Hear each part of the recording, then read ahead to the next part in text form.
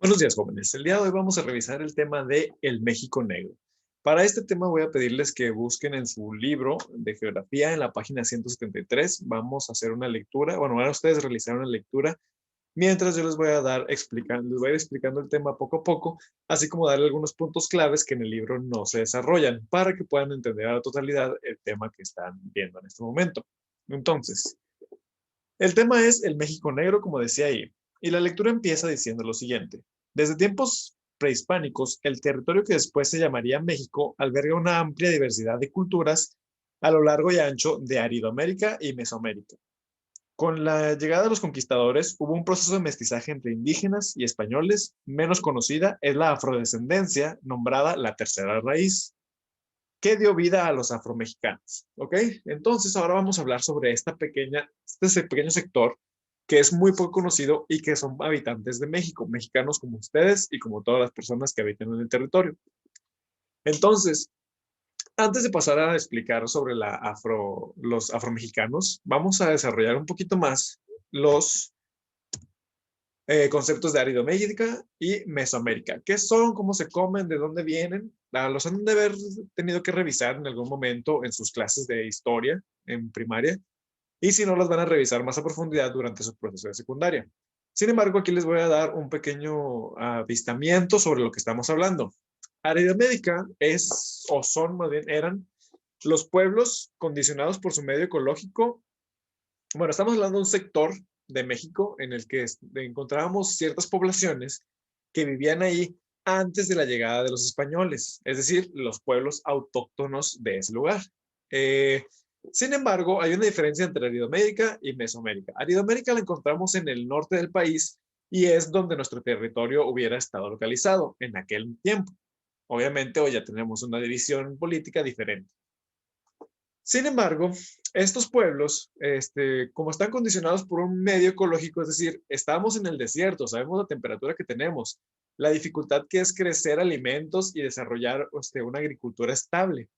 Por lo tanto, nunca se llegó a formar una unidad cultural. Es decir, no había, los pueblos que vivían o habitaban en el territorio denominado Aridoamérica no tenían un contacto tan grande como lo tuvieron los pueblos que sí estuvieron en Mesoamérica, como ahorita se los voy a mencionar. Entonces, estos pueblos de Aridoamérica eran pueblos aislados y compactos, es decir, se encontraron en un territorio pequeño, eran poblaciones muy pequeñas con una densidad de población baja, así como habitantes bajos también, y todos estos tenían muy rara vez tenían contacto entre ellos mismos. Por lo tanto, sus culturas se desarrollaron independientemente de los demás y fueron floreciendo de manera aislada a los demás pueblos.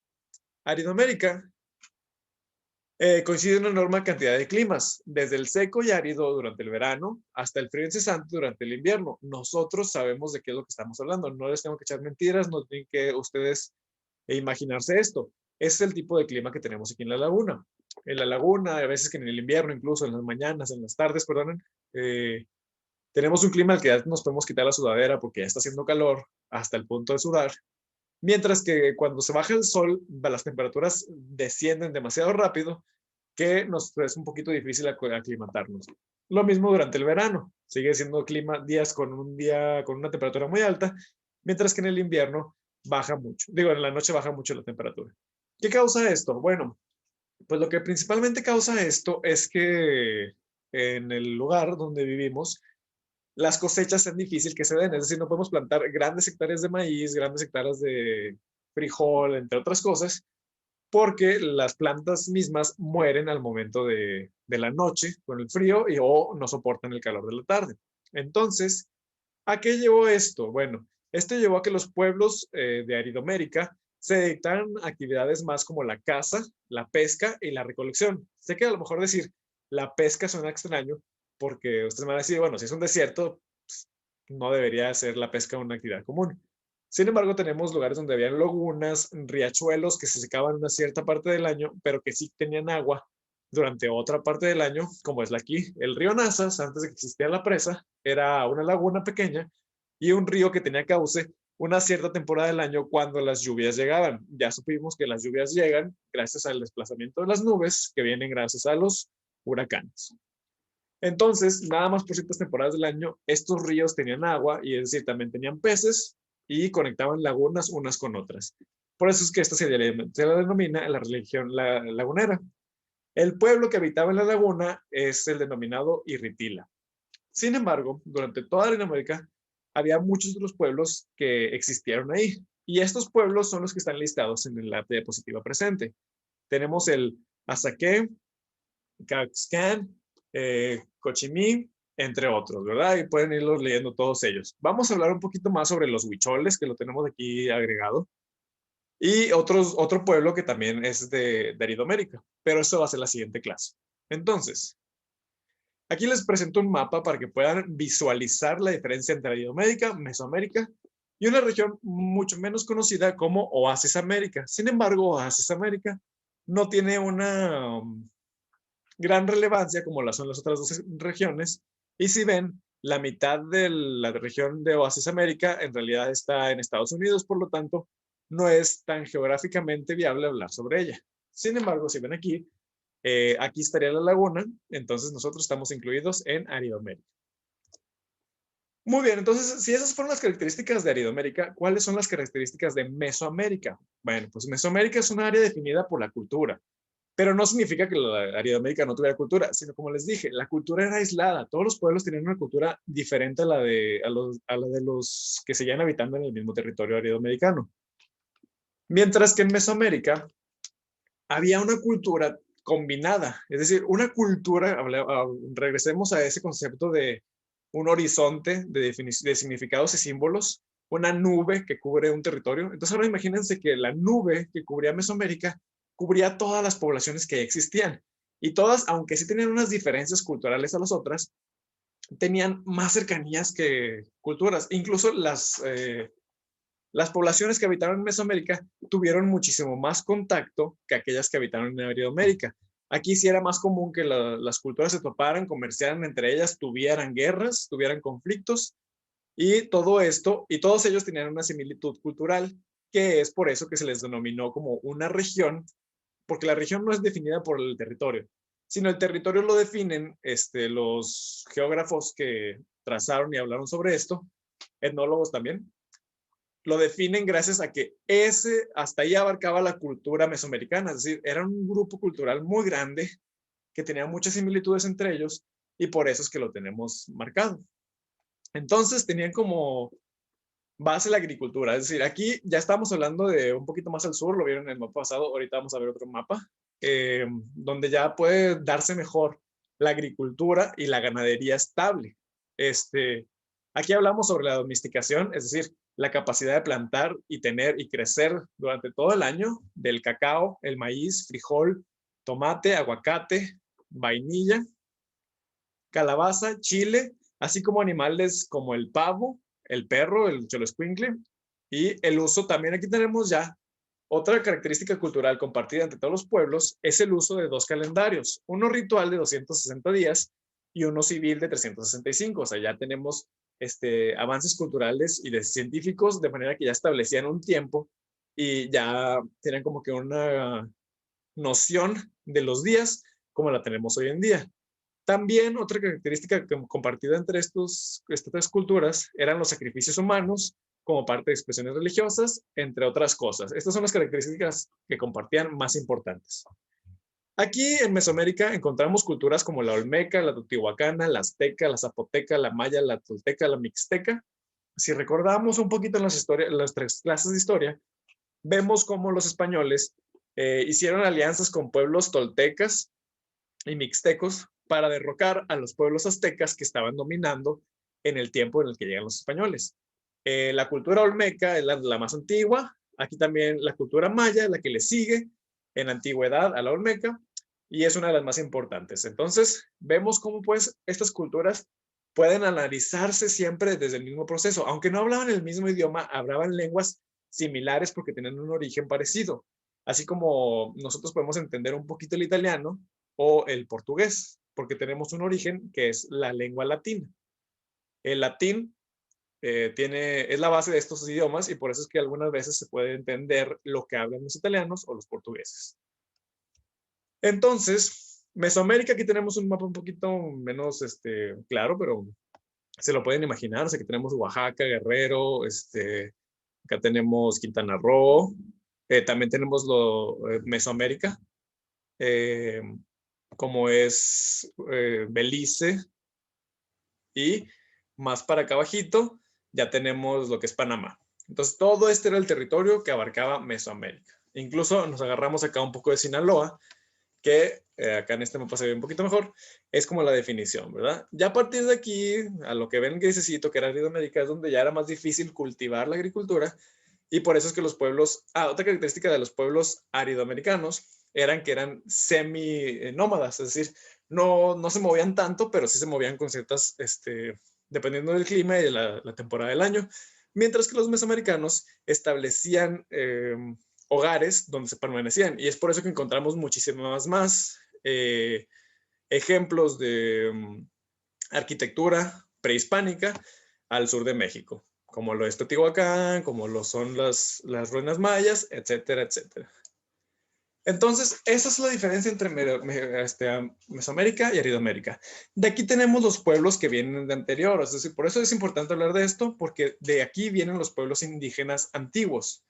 Sin embargo, como nos dice aquí, la tercera raíz que le da el origen a la cultura mexicana, que es una cultura combinada, y siempre quiero que tengan claro que México es una cultura de combinación. Es decir, como nosotros los pobladores encontramos a personas de color de tez caucásica blancas o de tez morenita, es porque somos una combinación de culturas y de poblaciones y todo esto. Entonces, una de las principales raíces es la española, la otra raíz son los pueblos originarios, los indígenas que vivían aquí, definidos por los pueblos mesoamericanos y aridoamericanos, pero también tenemos un origen afrodescendiente, que son los afromexicanos. Muy bien, entonces, continuando con su texto, nos dice ahí que entre los siglos 16 y 19 llegaron al país a través de Veracruz muchos hombres y mujeres negros, traídos para trabajar como esclavos desde el occidente de África. Vivieron en condiciones infrahumanas, fueron vendidos y marcados en la piel con hierro ardiente. A los varones se les obligó a trabajar en la minería, el cultivo de cacao, la ganadería y la producción de algodón y caña. Mientras que las mujeres fueron ocupadas en actividades del hogar como cocineras, sirvientas, niñeras y amas de leche. El mestizaje entre negros e indios y entre negros y españoles fue significativo y dejó una huella biológica, pero sobre todo una serie de costumbres de las cuales las tres culturas enriquecieron en aspectos: religión, magia, gusto por los colores decorados en las casas, gastronomía, herbología, música, lenguaje, saberes populares, entre otros. Algunos datos sugieren que durante los siglos mencionados llegaron a la Nueva España cerca de 250,000 africanos. Entonces, ¿por qué es importante mencionar la raíz afrodescendiente de México? Por lo mismo, porque nuestra cultura está formada por esta combinación de culturas en contacto. Tanto lo español, tanto lo indígena como lo africano son raíces que nos dan toda esta riqueza cultural que tenemos en México. Ahora, hablamos de la combinación biológica, es decir, la combinación entre estas, por así decirlo, castas en aquel momento. Y esto nos llevó a las castas de la Nueva España, es decir, el territorio que pasó a ser conocido como México. Vamos a ver qué combinaciones llevaban cada uno. Y como continuamos en su texto, dice, a lo largo de la colonia fue común acuñar nombres discriminatorios principalmente para cada raza, producto de la unión de diferentes grupos. Y como resultado de la multiplicación de combinaciones, surgió un sistema de castas basado en la desigualdad étnica y en la jerarquía encabezada por los españoles peninsulares. Entonces, en la Nueva España, el sistema político se basaba en, dependiendo de quiénes eran tus papás y de dónde llegabas, eran los derechos que podías tener. Entonces, vamos primero a definir cuáles eran las castas que se manejaban en aquel momento. Los mestizos eran hijos de españoles con indígenas. Los castizos eran un hijo de un mestizo con una española. El español era un castizo con una española. Es como que ya, como ellos lo referían como limpiar la sangre, de mala manera dicho ya, pero en aquel momento era la forma en la que se veía. Los mulatos eran las español con negros, ¿ok? Los moriscos eran mulatos con españoles, chinos, moriscos con españolas, Saltatrás eran chinos con indios. Lobos eran los saltatrás con una mulata. Jíbaro o jíbaro, lobo con china. Albarazado era jíbaro con mulata. Cambujo era albarazado con negra. Y ahí vemos los demás. Ahí pueden ver las combinaciones, ¿verdad? Entonces aquí estamos hablando de cómo los hijos de estas combinaciones no tenían las mismas beneficios políticos o sociales que sus papás simplemente por el hecho de ser hijos. Incluso, perdonen, los españoles que nacían en la Nueva España tenían menos derechos que los españoles que venían de España. De aquí las dos definiciones. Los españoles peninsulares venían de Europa, mientras que los criollos eran españoles nacidos en la Nueva España. Y ellos dos tenían diferentes derechos de conseguir propiedades hasta las capacidades políticas que podían tener, los puestos políticos. Entonces, estas fueron razones por las cuales se desata precisamente el movimiento de independencia. Pero pues siempre tener en cuenta que en aquel momento la discriminación era muy grande, a tal punto que para ellos era muy importante definir cuáles eran tus papás y cuál era tu origen. Entonces, continuando con esto, dice, algunas de las principales son español con indígena, como decía ahí, mestizo, español con negra, que era el mulato, negro con indígena, que era el sambo. Había además moriscos, saltapatrás, lobos, jíbaros, aquí los que tengo presentados. La mayoría de las comunidades y las poblaciones con afrodescendientes se encuentran en la Costa Chica de Guerrero, Oaxaca, Michoacán, Guanajuato, Zacatecas, Yucatán, Jalisco y Veracruz. Como pueden ver, la mayoría de estos estados aquí en este mapa son estados que tienen puertos, que tienen acceso al océano. Es por esto que ahí es donde encontramos la mayor zona de afrodescendientes, de afromexicanos que existen hoy en día, porque los esclavos llegaban hasta estas costas. Veracruz, aquí está, Chiapas, Quintana Roo también llegan algunos, Guerrero, Oaxaca y Michoacán, y la Costa Chica. La Costa Chica es esta zona de aquí que está al lado de Acapulco, que estaba ubicada entre lo que sería Guerrero y un poquito de Oaxaca. Aquí sería como que la Costa Chica. Entonces, aquí es donde podemos encontrar la gente o las personas afromexicanas. Por eso es que a lo mejor es un poquito fácil perder la idea de que existe este grupo en México, porque no es muy sonado en la historia, porque no es muy revisado académicamente, y sobre todo para nosotros, porque nos encontramos en una zona en la que no tenemos tanto contacto con este tipo de comunidades. Sin embargo, existen. Ustedes ya investigaron la historia de estos afromexicanos y así también como la historia de dos muy importantes miembros de este grupo, que es lo que vamos a discutir a continuación. Pero antes de pasar a esta discusión, quiero que es importante terminar el texto. Entonces vamos a terminar la lectura de la página 173, que dice, a lo largo de la Costa Chica, muchos afrodescendientes viven en espacios rurales con serias deficiencias en servicios y un alto riesgo al rezago social y marginación. Es decir, como les decía, por el simplemente hecho de ser afrodescendientes e incluso ya producto de combinación con españoles o con indígenas, seguían siendo muy discriminados. Entonces, a pesar de todas las dificultades, se han conservado varios elementos culturales indígenas y africanos. Por ejemplo, el fandango de Artesa. Si quieren buscarlo, pongan esa palabra, fandango de Artesa, en YouTube y van a encontrar videos de este baile folclórico que se encuentran los elementos de la cultura afrodescendiente. Y vemos también personas un poquito más morenas, las que estamos acostumbrados a ver en México, tocando los instrumentos y bailando haciendo estos bailes representativos, porque son las comunidades que aún persisten por allá, y es un ejemplo de la combinación cultural que quedó testigo de este evento de combinación. Entonces, aquí decimos que las parejas bailan sobre una tarima con dibujos de animales y se interpreta con instrumentos como el cajón y el bule, elementos musicales de África. Y la danza de los diablos, ahí tenemos una imagen hasta arriba, donde también se emplean instrumentos africanos. Igualmente se han preservado narraciones orales, medicina tradicional y hasta formas autóctonas de construir casas como los redondos. Entonces, por aquí vemos el ejemplo de por qué es importante recuperar esta historia afrodescendiente que tenemos en México y poder notarla como también la biodiversidad cultural de México es grandísima, pero la diversidad cultural. Entonces aquí podemos notar estos elementos que ayudan a enriquecer nuestra historia y que nunca debemos olvidar y mucho menos discriminar. Entonces por eso es importante empezar a aprender sobre esto. Muy bien, entonces ahora para terminar la clase, quiero que vayan a la página 65 de su libro, donde vamos a realizar los trabajos específicos a este tema. En el número 7, ustedes van a tener que leer nuevamente, ahora por su cuenta, en la lectura del México Negro y terminar el texto que está aquí en los espacios vacíos con las palabras que están acá abajo. Mientras que el punto 8 es precisamente por eso que la tarea de ayer.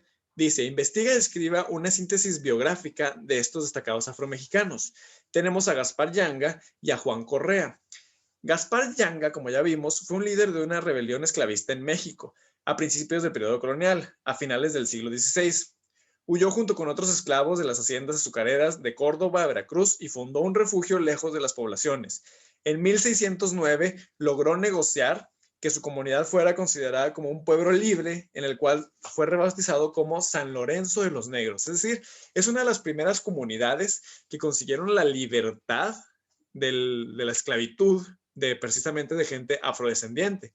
Entonces, nada más quiero que vean ahí la fortaleza, el nivel de avance, de lucha social que este personaje tuvo. Tuvo que competir y batallar contra españoles, gente que en aquel momento pues, se creía intocable porque era una potencia que tenía colonias por todo el largo y ancho del mundo. Entonces imagínense nada más lo importante que es este personaje que luchó por su pueblo y que logró liberarlo de alguna manera, aunque no completamente y no tenía la capacidad social que después se lucharon en guerras como la independencia o la revolución, pero sí fue el primer avance hacia este punto. Entonces, por favor, ahí escriban un resumen de lo que ustedes consultaron. Pueden repetir palabras de lo que acabo de decirles. Y mientras tanto, Juan Correa fue un pintor nacido en 1646, hijo de un barbero y de una mujer negra libre, así como también lo fue Gaspar por su lucha. Ya era un poquito más fácil encontrar a estas personas de color más libres que, digo, con su libertad, más que esclavos. Se le consideraba un mulato, porque ya vimos que era la combinación de entre un español con una negra.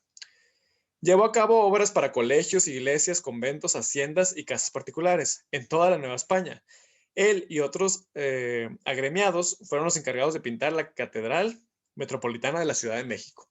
Es decir, ahí con él podemos encontrar, aunque no fuera una lucha, podemos encontrar como una persona, no importa, para que vean ahí la eliminación de la discriminación, no importaba su origen, él era un gran pintor y logró hacer avances en su campo, como fue la pintura, tan así que llegó a pintar una locación tan importante como fue la Catedral Metropolitana de la Ciudad de México, que hasta la fecha pues podemos encontrar ahí sus pinturas. Otro ejemplo de esto es el autor de Los Tres Mosqueteros. Ahorita les consulto el nombre del autor, pero él también tenía origen afromexicano, afroamericano, pero él era francés. El nombre del autor es Alejandro Dumas. Él era una persona afrodescendiente, francés, que logró también trascender mucho en su campo, que fue, en este caso, la literatura. Así como lo fue Juan Correa para la pintura, mexicano. Tenemos a Alejandro Dumas, francés, que destaca en la literatura. Vemos ahí como incluso, pese a que ellos estaban muy limitados, discriminados por el tiempo, por el lugar en el que vivían, aún así lograron trascender. Y eso es un golpe muy grande para las personas que creen que por nuestro origen racial podamos ser inferiores. Entonces, jóvenes, aquí terminamos la clase. Por favor, terminen en la página 65 de su libro y las actividades para que la tengan listo. Eso va a contar ya para el final cuando les pida a ustedes los apuntes de esta unidad.